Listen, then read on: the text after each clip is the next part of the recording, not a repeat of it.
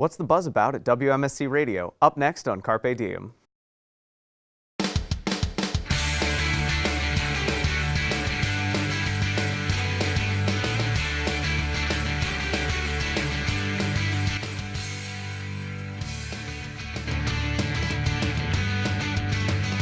Hello and welcome to Carpe Diem. I'm Christian Curatola. WMSC Radio is a New Jersey non-commercial alternative rock and talk college radio station owned by Montclair State University, providing a professional and educational experience for the students of Montclair. You can listen in at 90.3 on your FM dial or stream it online at WMSCradio.com or on the iHeartRadio app. Over the years, WMSC has earned many awards and recognition because of the dedicated team of students behind the scenes every single day of the week, producing shows for the airwaves. Joining me in a bit is a WMSC alum and a current student who is on the Morning Buzz. But first, let's take a look at what all the buzz is about.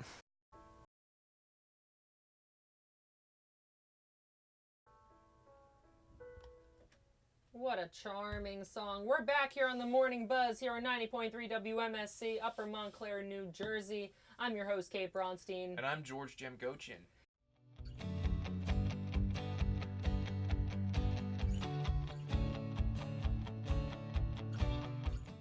Got it. It's Valentine's Day. I want to be happy. And, you know, here's another thing that you can do if you don't have a Valentine. Get dressed in your fanciest clothes and go fast food hopping or throw a party and have some fun. I'm up for the fast food hopping. I'll be down hopping. for that. Look, yeah. I gotta go to the gym. I don't know about fast food hopping. I don't know. I mean, Reasons I'm single. No. No. yes. My people are in trouble. What? My people are in trouble. What Oh happened? no. Oh no is right. Polar bears have officially attacked Russia. But I can't say I'm surprised. I mean, yeah, because they're from Siberia. I'm from Siberia? No, I'm saying Am I? They are. No, they are. So there's going to be some Russian names in here. Luckily for us, I got this. You know how to pronounce them, yes, sir. They're very good. Yes, I'll help you only if you give me some vodka. We can fight the undead with this Nikolai and Rico. Should I just read this in Russian? Not in the language, because our listeners will tune out. Can you speak Russian? Yes, I can, but I'm not going to do that here. Sports history. Do you think, George, that a liberal arts education with just the math, the science, the English, do you think that it's missing something if sports Absolutely. isn't there? Absolutely. I think, you know, every college has sports fans. Like, you're not going to find one college that's not going to have sports fans. Like, there's going to be, you know, you're going to have your buffs that love football and hockey and basketball.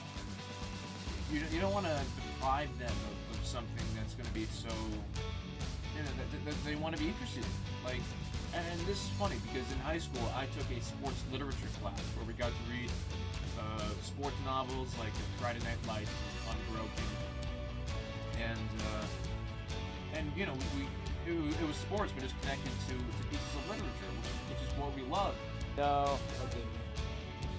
Darn it, George. Darn it. Yeah. Did you go to prom with the puppy you have? No. Okay. No, Making but stuff. I'm just being silly. I mean, Paulette was a junior when I was a senior, So. You looking at me like, was I supposed to do something different, Kate? Was I supposed to do something different? There's so many underclass. Here with me now is former program director Mike Grippa and station manager Kate Braunstein. Mike graduated from Montclair State in 2018 and is now a media prep technician at CNBC in Englewood Cliffs. Kate is a senior communications and media arts major. This year, aside from managing the station, she is also one of the hosts on the Morning Buzz, WMSC's morning radio show. Welcome. Thank you for coming, guys. Nice to be here. Nice to be here. Glad to have you back, Mike. So, I guess we should start out with why you guys joined the Morning Buzz. So, Kate, what first drew you to the Buzz? Well, I came in for Welcome Week, and that was the first time I actually met you, Christian. I was with another organization, and I came in, and I said, how do I get on air? Like, it was a really random question, and I just kind of threw it out there.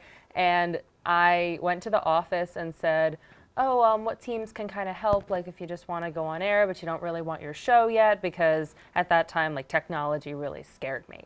So I was like, what team? And the guy said, news team, try the news team. So I went to my first news team meeting, and they said, okay, newscasts are this, morning buzz is this, and you're on Monday. I was, really? I'm on Monday. Okay. I came in and I had no idea what I was doing, and it was the first show that I did, just completely unaware of what was going on. And that was the beginning. All right. Yeah. And Mike, you produced the Morning Buzz, especially a lot in your last year. What first made you make that decision? What made me want to produce the show was I enjoyed more behind the scenes action, or coming up with segment ideas, working with the host is partially driving them a little crazy. But I enjoyed putting a full, complete show together and having fun with it. And to answer your question earlier about joining the Buzz, that sort of started with an epiphany in a way, because I was originally majoring in theater production and theater production design, and then I realized that my heart wasn't 100% in that, and I wanted to work with audio and try to break into TV broadcasting, and that led me to having a meeting with Annabella, being that I want to do whatever I can to get the experience to go out into the real world and work my way in there, a foot in the door. And that led me to the Morning Buzz. It got you that foot in the door. That's awesome. So now back to Kate real fast. So you moved your way up the sort of ladder of the Morning Buzz. Yeah. What was that experience like? When you joined the Buzz, did you sit down and say, like, I need to be a host, or were you just originally happy to be a news contributor? I was terrified. I was so terrified. I was perfectly fine where I was because I didn't think I was ready to move up in any way. I was fine being a news contributor. I said, until I graduate, I'm perfectly fine being here. So I just got more comfortable, and as I got more comfortable, and I saw what the hosts were doing, I was like, I think I could do that, but I'm okay. I'm okay here. And then I was asked, I think, by one of the seniors at the time, and then our GM, Annabella Poland, to just, you want to host? I'm like, sure. And I didn't say no. And then I just kind of kept going and going. So by the second semester, I was hosting, and I only was a news contributor for one semester. And then the next year after that, I did hosting and news contributing because we needed some people to fill in. So I got 2 in my first year, and then I did both the next year, and then this year I'm just hosting. But I was frightened at the beginning, and now it's so comfortable. It took a lot of time, though. How is hosting different from news contributing, really, for those at home? Yeah, news contributing, you need to be more, we need to know the facts of the stories. We need to make sure that we're not saying anything wrong, because then the story we won't be credible. And then if you're a host, you need to kind of have more of a welcome to the morning, but like very much not afraid to bring things back, wrap things up, come back after commercial breaks, and keep the glue that keeps the show together. And news contributing, you need to know more facts. And if you don't, then it doesn't tell the story well. All right, thank you. Now, Mike, you were at WMSC for what feels like forever, or at least all of us, it felt like forever. Yes. How did the Buzz sort of grow from when it started? Being around from when it started very much recording with 3 people and a producer who also board up, trying out different styles, different ways of putting the show together. And eventually we started to 1 day a week on Wednesdays, and then it grew to 3 days a week, and then now 5 days a week. It was a really drawn out, very extensive process. But aside from the actual scheduling and stuff like that, would anybody who listened to the first Buzz recognize where the Buzz is now, or at least where it was when you left? I think with the changing of hosts, and there's a different host every day, it gives the listener more of a fresh new flavor, and no show can really sound the same. Okay. So now going more, you guys are both leaders, or at least Mike was a leader, now has moved up to bigger and better things. I got put out to pasture. Yeah. how does your leadership? How did your leadership roles play into the morning buzz? Did you, Kate, when you were news director? Let's start with that. Did you find yourself having to interact a lot with the morning buzz and with the people there? What were some of the trials and tribulations of that? Oh yeah, it's kind of like my original process of learning how to deliver news. I knew nothing about news when I became a contributor, and the Morning Buzz helped me become a contributor. So going and now teaching people how to deliver news, you got to be patient, and it takes a lot of time with it. You need to make sure they know how to present stories and keep it interesting until the story's done. So just teaching that was a little bit difficult, but also just making sure people come in to the day that they're supposed to come in and tell the stories and make sure they're not like late and they're there and that they can gel with the other hosts. That was another problem that we had to work through, was making sure that they gelled with the hosts and that it worked out well, because sometimes that didn't happen. But Of course. yeah. And from a programming perspective, Mike, what were some of the headaches and struggles that you had to deal with? I can relate to what Kate said about people not showing up on time. In the past, myself being one of those people not showing up on time. And it doesn't help living off campus half an hour away with the traffic. Programming wise, there wasn't much interaction, but since I had previously been the production director, it was a lot of still trying to come up with elements to introduce in the show to make the show sound better overall. And what were some of the efforts that you made to do that?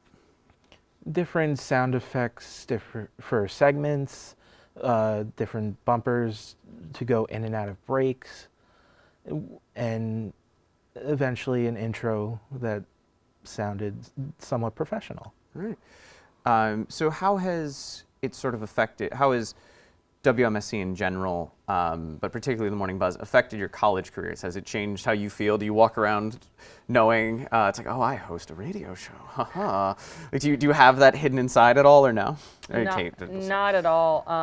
I personally don't. I think it's just because there's no way, like, I personally can't have that attitude unless I'm like perfect, and I'm never gonna be perfect. So it's like, I can't really get there with like, I host a radio show, look at me. Because to me, it's a learning thing. I know that sounds really cheesy, and everyone says absolutely not. But it's not something, it's not a place I can get to, because I'm on the same level as everyone else with the station, no matter what my title is as far as learning goes and where I am at, because we all have to get better. So I can't get there personally, but it's a lot of fun though. Sometimes some of my professors I have had in class where they say, I listen to the show sometimes, and they stop there. But I listen to the show sometimes. I'm glad you listen to the show. Yeah, I listen to the show sometimes. You were neutral. Real critique I got of my Morning Buzz once. Neutral? Neutral. Someone said you were neutral. Yeah. I mean, that's a whole nother conversation, but of all people, Christian, I wouldn't. Yeah, far from neutral. Oh, thank you. Can we just compliment me for the rest of the show now? No, we can't do that. But what about you, Mike? Did anything change in your attitudes when you were involved in the radio station or anything? In the beginning, I still had very much a high school attitude and still acted immature in ways. But getting involved in the Buzz and having that talk with Annabella on wanting to take that step to learn and further my knowledge to eventually take the experience and utilize it in the professional world, that really changed my demeanor and helped me learn how to act in a professional workplace environment, which now follows me along to CNBC and Englewood Cliffs. Okay. All very good. So now, how has, actually, let me adjust that question. I'm half working off of a script. But what has been for you guys the most rewarding thing? What has been that thing that you're going to look back on happier than ever about your time at WMSC? It doesn't have to just be with the Morning Buzz, really. It could be anything with WMSC. I'm not as I think I'm not as afraid to lead a group of people. I usually am, and I don't really come across that way, but it's like a constant, oh, what are they going to think if I say this, or I make this call, or I do this? But it's like for the better good of the station and everyone's growth and education, it's not that scary. When I think about it in that way, when I think about it in like it's not about me. And that's kind of what the leadership is taught, that it's not about me. It's like, it's about everyone else and what we can do together. So that's something that I didn't really have before WMSC. I only started when I was a sophomore. So that was, I think, the biggest thing I'm going to take away from it. Okay. Yeah. Personally, I would take away the friendships and the people you meet, because those end up being very strong relationships that will continue in the future. And also, I learned as a leader, you can't be afraid to be the bad guy. Not everyone's going to like you. Yeah. I've learned that too, unfortunately. And Is there anything that you can kind of shed light on with that, like that process? 'Cause I mean, that's something that sounds very easy to do, be the bad guy or whatever, but you guys are both leaders. I mean, I've served as a leadership position at WMSC. That moment of having to be the bad guy can be a very hard bridge to cross. Can you kind of take us through that at all, Kate? yeah, this year it's been a lot with making sure that I make a call, but I'm not, the bad guy. And I always get afraid at the beginning, and then I say, okay, this is the decision that is made. I'm going to bring it to the team. If the team doesn't like it, then I have to find a way to say tough, because we have a reason why we're saying what we're saying, and we're making sure that it's not trying to bring anyone down. It's not going to destroy anything. It's like we really do try when we make decisions to make the right decisions, and we deliver them, and we have to get to a point where we say, well, we know why we said this. This is why we said it, and we're going to give this a shot. Okay. Yeah. And Mike? Just to add to that, there's rules to follow, and there's a cause and effect, and there's a reason for everything. All right. Very good. So now when you guys look back on WMSC, and I guess this is more for Mike than it is for Kate, because you're still with us. You're still hanging out and getting stressed Yeah. about what the future is going to hold too. Oh, you bet. But no, Mike, when you look back on WMSC, do you look at your work or do you look at your time now at work and have to kind of sit back and be like, I've faced this before. This is a problem I've had. I can overcome this because I did this at WMSC. Or maybe somebody's late on an edit and you have to pick up the slack or something. Is there anything like that? Yes, because a lot of the times in the past at WMSC, I had a tendency to very much, if people messed up once, I would put the workload all on my shoulders and try to handle everything. And learning from the past, that didn't tend to turn out too well. Luckily, over time, there were some great assistant directors I got to work with that really helped me step up my own game, and we ended up taking finalist positions and awards together with pieces that were produced, and some first place trophies as well that now get to be displayed in the office upstairs. So would you say then that WMSC has played a direct role on the job you have now? Yes, I wouldn't be where I'm at or who I am today without WMSC. Fantastic. So I guess now for a little more fun topics rather than talking about the big of where you are now and what made you the person.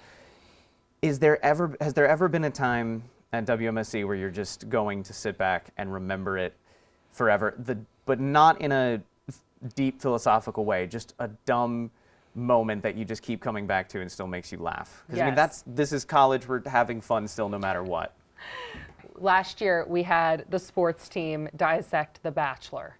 We had Sam Flesher and Nick Flaherty come in because Sam's girlfriend was into the show. Then he got into the show and then dragged Nick along with him. So two of the sports contributors came into the Tuesday Buzz. It has to be the day after, otherwise it's not news. Of course.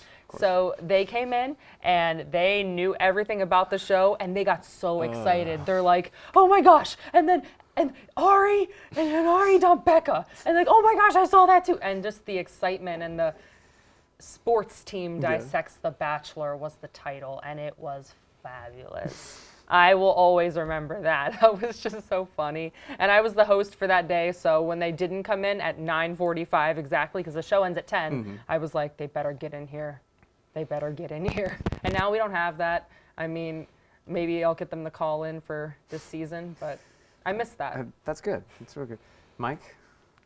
Well, on shows that I was producing, we had talking about movies and these top 10 or top 5 lists. Personally, I enjoyed that because I'm a big movie fan. And having hosts that weren't big on sports and trying to get those conversations going to get the sports news out there for those sports fans. Finding ways to make that happen and having hosts that would relate it to different points in history, which was made for a very interesting conversation.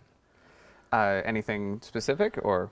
One that comes to mind was relating one war in the past to, I believe, football or cheerleading. My memory is a little off, but that's what I remember. I think if I remember it correctly, it was we only like sports because we can't go to war with different cities. Philadelphia can't declare war on New York. I think I heard that too. Yeah. I don't know if I was on that show, but I definitely remember that. I know you were. I think you were. You were.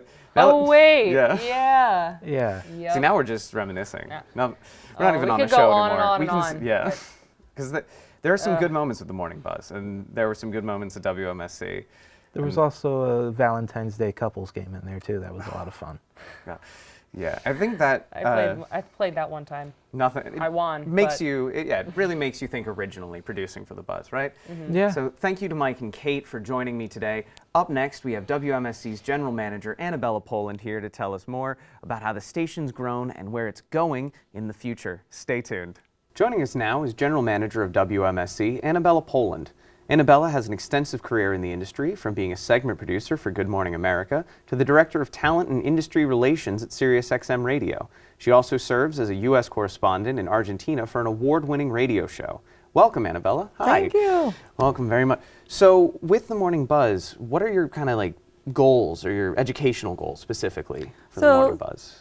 The idea of the Morning Buzz is to give the students the experience of what it's like to be in the professional field, finding the stories that resonate with their community, but also finding a stacking order, and I find that that's sometimes what they struggle with the most.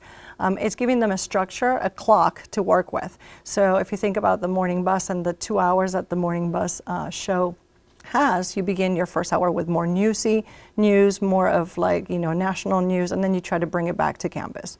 But then into the second hour, it becomes a little bit more of a morning stew to give the students the sort of freedom to express a little bit of what they want, a little bit of what they like, without going too far into that territory. But it's a vehicle for them to learn a clock and a structure that is going to help them when they go into the professional field. So what kind of roles do you expect of them to perform while they're off air? Then if you've already talked about how they kind of offer opinion and deliver news and stuff on air, what are they doing in the interim time? In the interim time, we want them to read news. We want them to be up to date with all of the news that are happening nationally on campus. Read the Red Hawk news. Just keep up with Montclair Patch. All of the stories that are like resonating with our community, their listenership. Even though we do broadcast worldwide, we are still connecting to our community here on campus and right outside the community.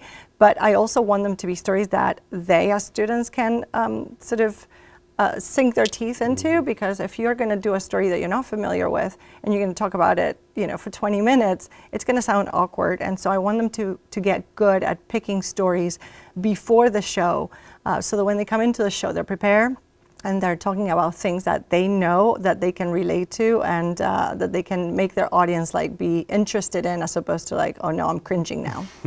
So then would you say the show's improved overall then, as students have kind of learned and got the formula more, and other ones could be trained by those students who understood it a little better and everything? Right, I'm always in there, as you know, yes. Christian, but so the show has improved. It used to be 3 hours, one time a week, and it was very repetitive, and the segments would drawn out forever and ever. It was like, what is the newest, iPhone? And like, we would talk for an hour, and I was like, is this sponsored by Apple in some way?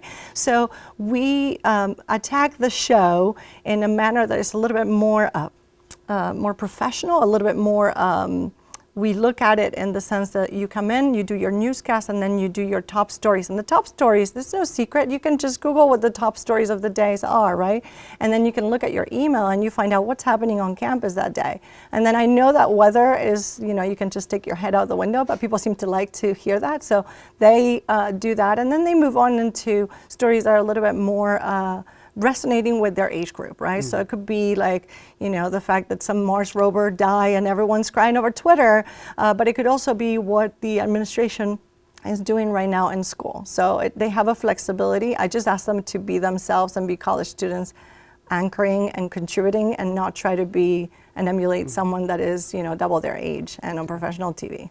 So then what do you want the show to turn into? Actually, what do you want WMSC as a whole to kind of grow into in the next couple of years? So I want the station to become a pre-professional sort of training field for tomorrow's radio broadcasters and tomorrow's radio executives.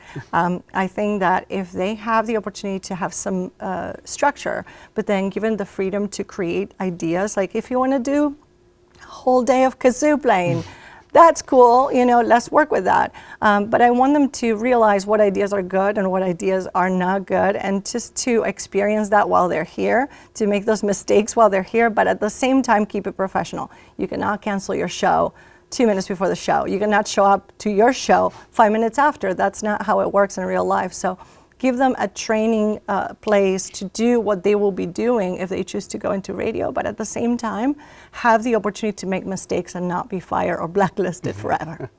All right, great. Thank you so much for coming. If you would like more information about WMSC, please visit their website, WMSCradio.com. To find out more about Carpe Diem, please write to us on the email address on your screen, carpediem@mail.montclair.edu, or call us at 973-655-5158. For Carpe Diem, I'm Christian Curatola. Thanks for watching.